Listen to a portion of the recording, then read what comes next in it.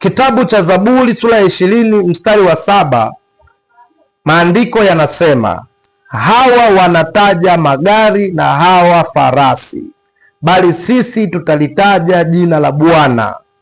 Daudi anasema kama kuna watu katika dunia hii watajivunia magari yao, kama kuna watu katika dunia hii watajivunia mifugo yao, kama kuna watu katika ulimwengu huu wanajivunia utajiri wao, wanajivunia pesa zao, wanajivunia miradi yao, wanajivunia mali zao, sisi tunatakiwa tujivunie Mungu wa mbinguni. Wengine watakapotaja na kujisifu kuhusu vitu walivyo navyo, sisi tujisifu na kumtaja Mungu. Hata kama una magari, hata kama una mali, hata kama una miradi, lakini hautakiwi kujivunia vitu hivyo. Wewe unatakiwa ujivunie Yesu, wewe unatakiwa ujivunie Mungu. Maana kwenye kitabu cha Yeremia anasema, mwenye hekima asijisifu kwa sababu ya hekima yake, wala mwenye mali asijisifu kwa sababu ya mali zake,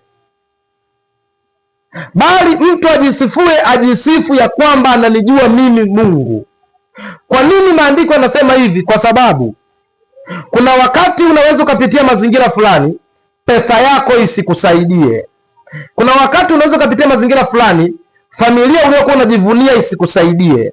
Kuna wakati unaweza ukapitia mazingira fulani, elimu yako isikupe matunda, elimu yako isikusaidie, kazi yako isikusaidie, mali zako zisikusaidie.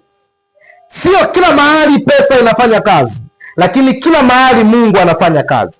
Sio kila mahali mifugo itakusaidia, sio kila mahali utajiri wako utakusaidia, lakini kila mahali Mungu atakusaidia.